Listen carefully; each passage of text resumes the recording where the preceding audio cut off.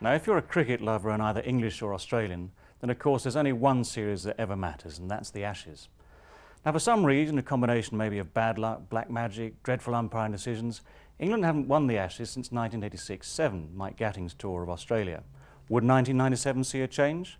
Well, just to show that we take a balanced view of life here at Cover Point, we've invited an Australian to guide us through the series. Cue Neville Oliver. Well, I suppose as I look forward to the 1997 Ashes series, the one thing that I really fervently hoped for was competition.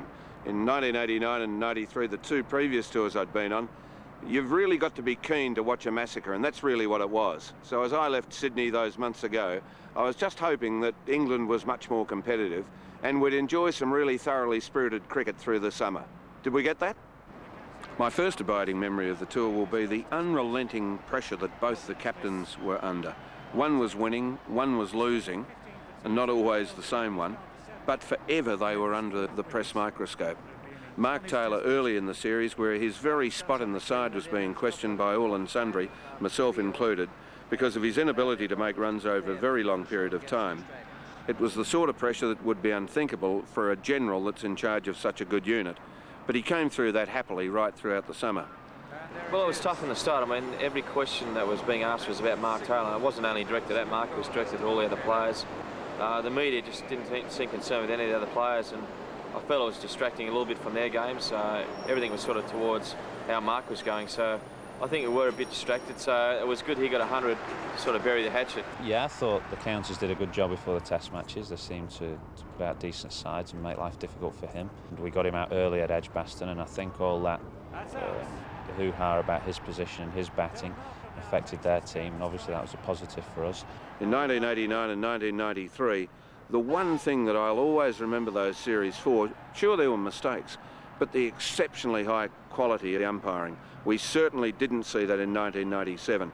I thought the mistakes were just so manifestly poor as to throw some question on the ability of the umpires to handle cricket at this level. In a series where good batsmen struggled, the key to Australia's success in this series was their draw full of highly credentialed bowlers. To emphasise the point, at Edgbaston, Gillespie broke down while Warne and McGrath had indifferent games and Australia was thrashed. After that, the bowlers performed up to expectations and decided the series. Paul Rifle's call-up because of injury to Andy Becker was a major ingredient in making Australia's attack substantially more lethal than England's. Their key bowlers were McGrath and Warne. The others bowled well at times, but fed off McGrath and Warne. What would have stuck in their captain's mind is that when McGrath and Warne were bowling together, the runs dried up, and that was the key to their bowling performance. Shane Warne, the Australian star spinner, was written off by the English press too quickly. Thoughts of his death, I think, were just a little bit too premature. He came back grandly and maintained his already significant reputation, particularly in the Manchester Test, where probably for the only time in the series he had conducive conditions for his wonderful leg spin. A very simple game plan. All their seamers bang away on a length, and they have Shane Warne bowling from one end and rotate the seamers from the other. Glenn McGrath, who bowled wonderfully well all summer, just a very simple bowler, hits a length all day long with the odd pretty good bouncer, and it was a recipe for success this summer. Glenn McGrath, the world's #1 fast bowler, maintained his already high reputation. His haul of 8 wickets at Lord's was a significant performance after the disaster of Edgbaston, and throughout the series he would always worry England's best. Yeah, he was a bit out of sorts in the first game, but we knew he was going to come good. He was just lacking a little bit of rhythm in bowling. He'd actually had 6 weeks off. He had 3 weeks off towards the end of the South African tour. He didn't play the one day, so. And for him, he's the sort of bowler who needs to bowl every day to get into a rhythm, so he was just a bit out of sync in that first Test match, but we knew he'd come good. Jason Gillespie, the fast bowler from South Australia, while breaking down in the Edgbaston Test, then came back and in fact had such a good series before the stress fracture to his back that he's moved himself up about 30 places in the world rankings, and I think signified a player of enormous talent and a very big future. Well, I think we've got probably all the best bowling attack in the world at full strength. McGrath is obviously a quality bowler. Gillespie is going to go on and be a great bowler. Rifle is probably the most underrated Test bowler going around. And then you've got Shane Warne. So to try and score easy runs off that attack is not a thing that's easily accomplished, and they're quality bowlers. So we always feel as if we're going to bowl sides out for under 300. So if you can do that, you're going to win most Test matches. The England bowlers never quite matched it with the Australians through the summer. The one possible exception occasionally was Darren Gough.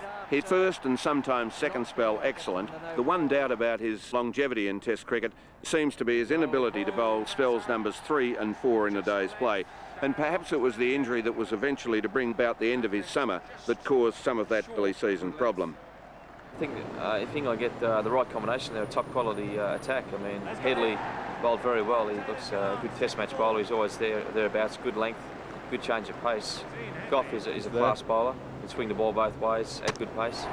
And Caddick, who's always impressed me, but I can't believe he hasn't got more of a regular spot. But I think now he's got his confidence at this level, and he'll kick on and be a very good test match bowler for the next couple of years. Well, Andy Caddick's got all the attributes that make a good test bowler. He's tall, he's got pace, he bowls with a high action, gets bounce, and if he's going to get any shape, it's generally slightly away towards the slips. So all that make for a test class bowler, and when conditions are right, he ought to be an attacking, wicket-taking bowler for us, and when conditions are in the batsman's favour, he ought to be able to bowl in a kind of defensive mode, hitting the splice of the bat, not going for too many runs and overs. So he should be able to be both an attacking and defensive bowler for us, and a mainstay of our attack. Dean Headley came in and did well in helpful conditions at Old Trafford, and did well thereafter when he played, apart from maybe at Headingley where he just struggled for a bit of rhythm. But again, he's got pace, he's got a quicker ball which surprises batsmen. And I think he bowls particularly well at left-handers. The player with the best pedigree in Test cricket in the world probably is Dean Headley, grandson of the great George, and at times through the series he bowled with brilliance. The major worry I think that Dean Headley has to overcome is the consistent falling to injury. When he can play 4, 5, 6 test matches in a row without that problem, then he will have arrived as a terrific test cricketer. From the England point of view, my abiding memory will be Graham Thorpe's ability to take on the Australians. He had a wonderful series with the bat. I think would be one of the few England players that would be considered for a place in the Australian side. And with the Australians' love of being taken on and sometimes beaten, there wouldn't be an Australian that wouldn't reckon that Graham Thorpe is a bloody good cricketer. Well, Graham Thorpe, he always impresses, so I'm very surprised he hasn't scored even more heavily at test level. He's got a very good technique, he's got all the shots, and he fights hard.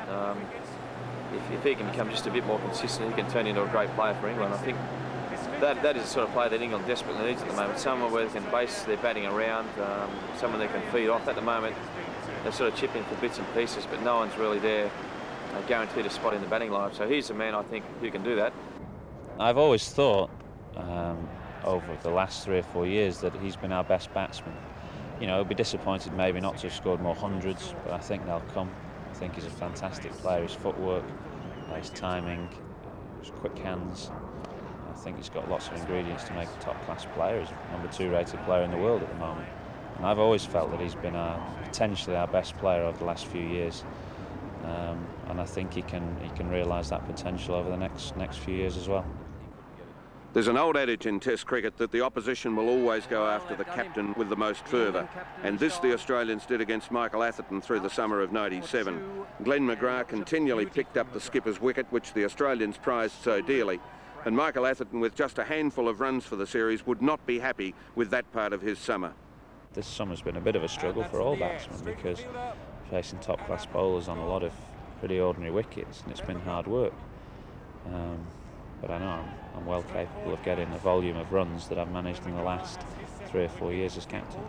Atherton we had a lot of respect for, and obviously he's still a very good player, but he had a poor series. But it's not easy on tough wickets against Glenn McGrath, so you can't really point the finger at him. Nasser Hussain for England probably announced himself as a possible candidate for Test captaincy with a wonderful double 100 in the first Test match at Edgbaston. And while sometimes the form ebbed and flowed through the series, there is no doubt that Nasser Hussain enhanced his position in the England side through the 1997 summer. Hussain had a couple of good innings, but has got a few technical problems that he's got to work out before he gets to the West Indies, because I'm sure they'll be trying to expose those. But as a clean hitter of the ball, he's as good as anyone. The English off-spinner Robert Croft suffered from pretty much the same problem that Shane Warne had. The English authorities decided to prepare green, seaming pitches to take the ability of Shane Warne out of the game, and at the same time they removed one of their own best weapons, Robert Croft.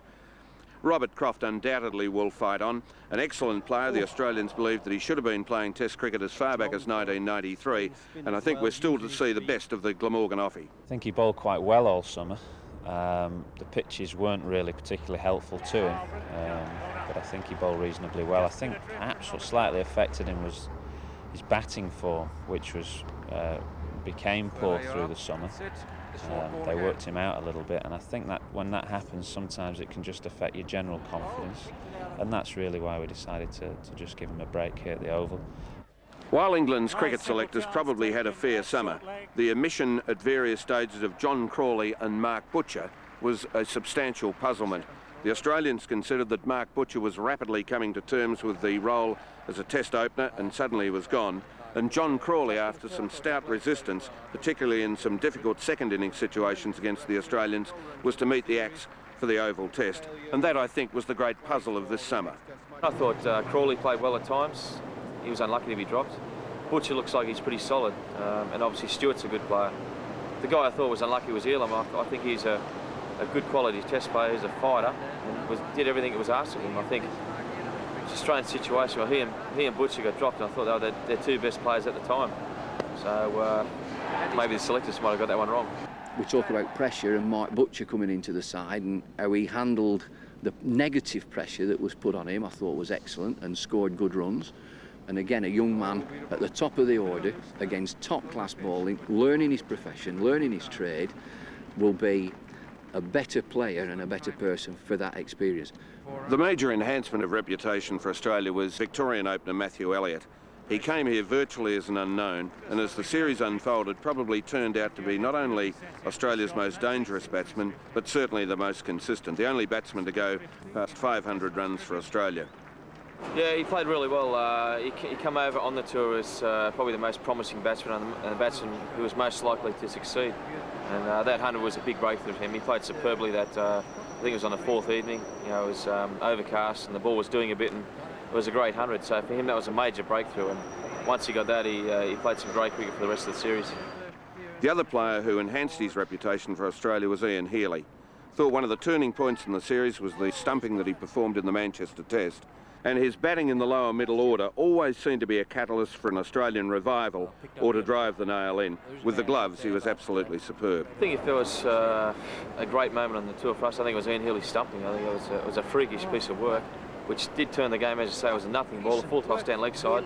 England were well and truly back in the game, and then from there it was just cards sort of tumbled our way. So that was a big dismissal. That's why it was such a good side, I think, because the class players tend to come through in the tough situations.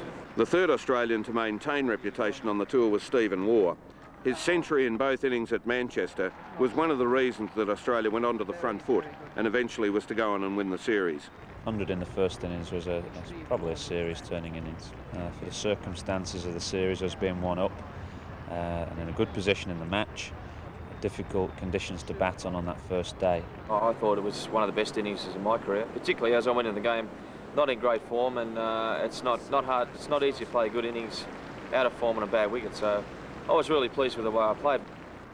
The major disappointment in the Australian team was the star batsman Mark Waugh.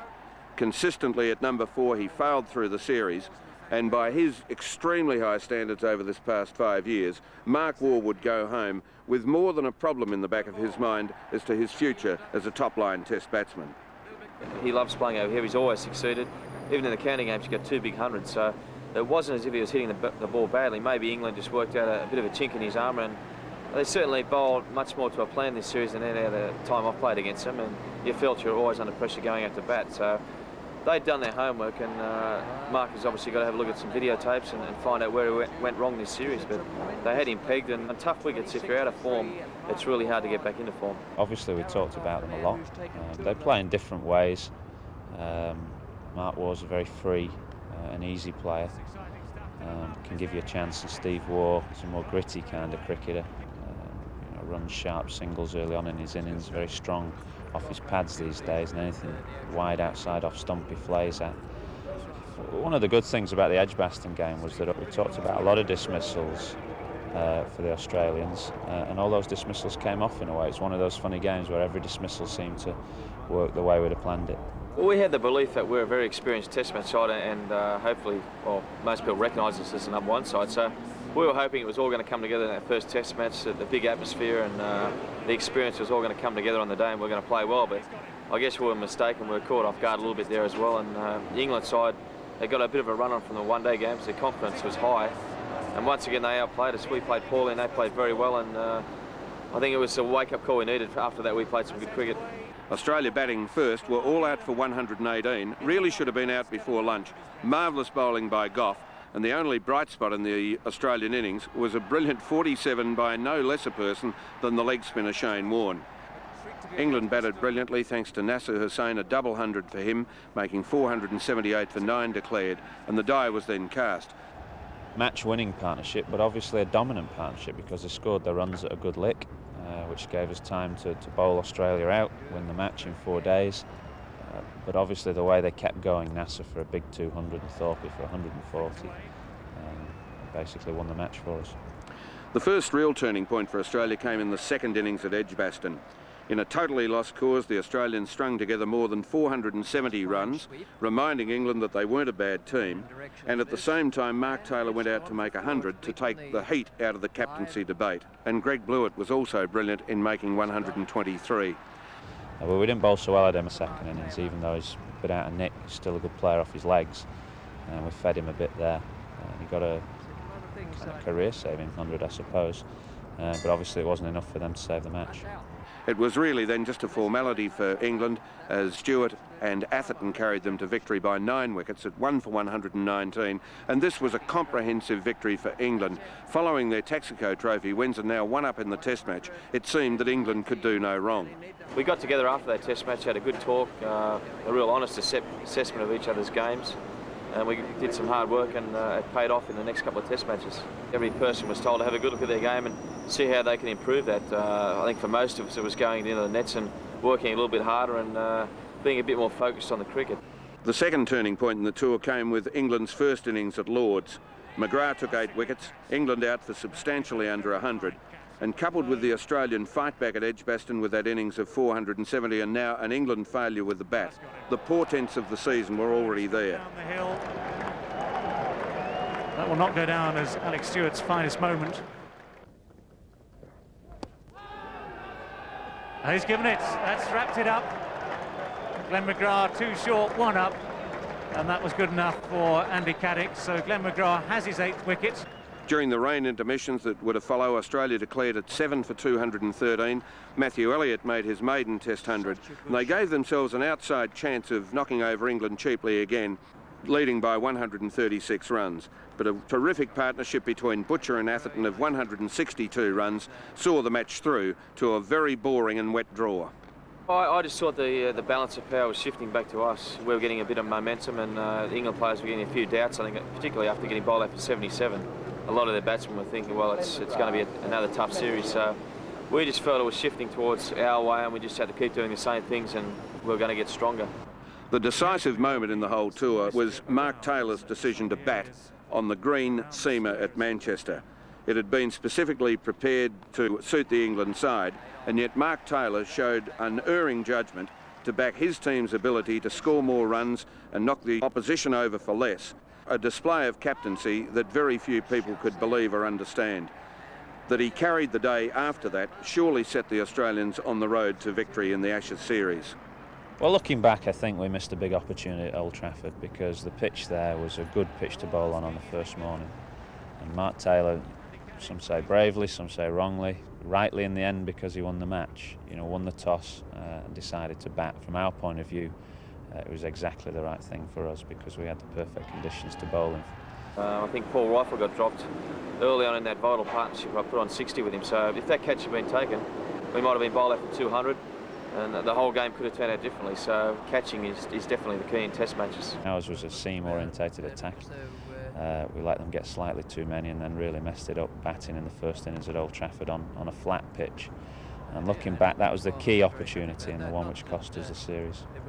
On the old adage that Mark Taylor believes if his side battle to make runs, the others will as well, England was dismissed for just something over 160, with Shane Warne at his lethal best taking 6 for 48. Well, it certainly suited his bowling. It was wet on the first couple of days, so the wicket. There was grooves in the wicket, which, you know, when you get those, he's unplayable. I mean, just watching him bowl that day was a lot of fun, because you couldn't really see how the batsman were going to score or survive. So once we got Warney bowling like that, it was the Test match was ours. Australia then slumped in their second innings to 39 for 3 before Steve Waugh made another 100. And down in the tail, Healy, Rifle, Warne and Gillespie added support, the Australians declaring at 8 for 395. England then capitulated all out for 200, the Australians winning by 268 runs to square the series at one match each. Alex Stewart all at sea. And that's it.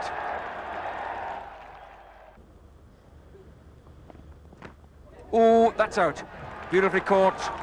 Wonderful catch by Ian Healy. And that is out. Warne has got a wicket this morning. Makes him 3 for the innings. The Australians have won, and the Test series is squared. The Ashes battle is alive again. And so on to the fourth Test match at Headingley, where invariably the TV replay board shows hours and hours of the glories of the Ian Botham Test of 1981.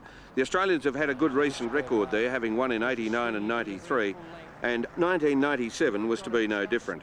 England invited to bat reached the relative comfort of 100 for 2 when Jason Gillespie struck. He took 7 for 37 off 13.4 overs to reduce England all out 172. Oh, what a amazing catch. I don't believe it. Not twice in the match. I don't believe it. And John Crawley goes. It'll read caught Blewett, bowled Gillespie for 2 and England 163 for 7. Australia then started a teetering reply. They'd reached 50 for 4 when Thorpe dropped Elliott, and then the Australians went into top gear. There's been a lot of talk about the catching. A couple of catches have gone down, and that's been a strong part of our game. Now, that deserted us for a time. Doesn't mean that a lad can't catch. I mean, it's going down as that catch that Graham Thorpe dropped. Graham Thorpe took some stunners. And he would withstand pressure then because of that catch against Matthew Elliott that it cost us 170 runs. Well, it was a good pitch to bowl on at Headingley, and obviously for Australia to get that volume of runs wasn't great. You know, we spilled a catch when they were 50 for 4, which was in retrospect a very important catch.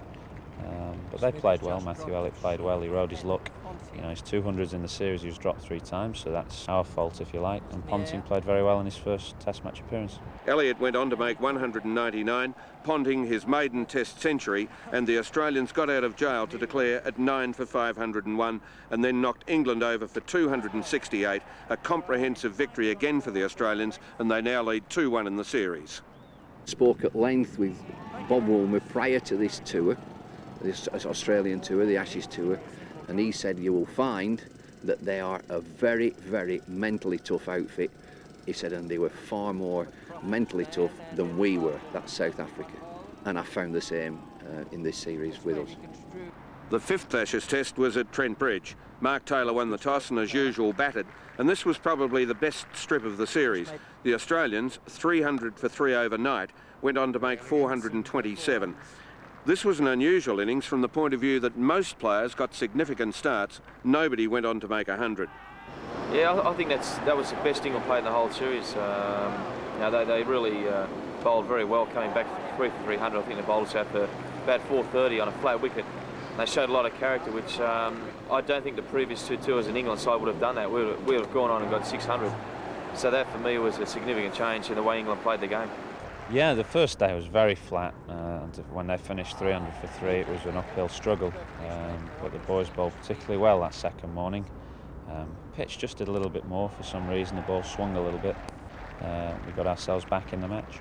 The England side replied with 313. Alex Stewart gave the Australians some problems here with 87 off just 107 deliveries. The Australian second innings was anything but brilliant until a partnership between Healy and Ponting pushed them up to a second innings total of 336, setting England an impossible 451 runs to win. 3.5 hours later, they were all out for 186, Thorpe being the shining light with 80-odd not out, but the Australians had won the Test and won their 5th Ashes series on the trot. They led 3-1 with 1 to play. What was the ask? 400 and a lot? We had to win that game to win the Ashes. A draw was no good to us. We knew that we were playing the best team in the world, and we have some work to do to get up to that level. Caught it. Malcolm is gone. England are out for 186. Mark Ward took the catch off McGrath, and the Ashes have been retained by Australia. And so on to the Oval for the 6th and final test in the 1997 series. Here is the true batsman's paradise, and with the English side losing Headley and Gough to injury for Martin and Malcolm, and the Australians losing Rifle and Gillespie for Kasparovich and Sean Young playing his first test, here was the thought it would be a high-scoring draw. This was not to be the case. For the first time in 40 years, the Oval presented a three-day result. McGrath in the England first innings, Tufnell in the Australian first innings, Kasparovich in the England second innings, picking up 7 wickets. And the ECB lost more than £450,000 in the revenue of pre-sold tickets for the Sunday of this test match, which was to be the 4th day.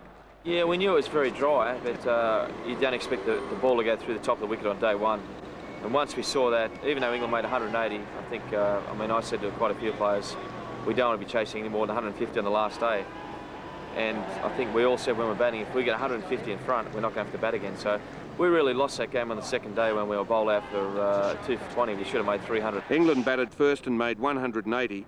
The Australians replied with 220. England made 163, and then, in about 2 3/4 hours, the Australians were bowled out for 104 to give the England side victory by 19 runs. I think for sustained quality, the performance here at the Oval with Phil Tufnell bowling at one end very well, and the seamers really banging away at the other end, bowling very tightly, not giving much away, and general building of pressure with only 120 runs to play with was a good performance. We played too many shots in the last innings, got too far ahead of ourselves, and I think we tried to get the score too quickly rather than just playing it sensibly. I think Sean Young was probably the only one that played the wicket correctly, and he was 4 not out, so it showed that the others were probably too far ahead of themselves. In the air, a dolly catch. Kasparovich goes. It's in the air. It's caught. It's all over. Tufnell so dominated the game he picked up 4 wickets in Australia's second innings for 11 for the match to win the Man of the Match award. The series, 3-2 to the Australians. Graham Thorpe and Glenn McGrath were adjudged men of the series. There is a life afterwards for England.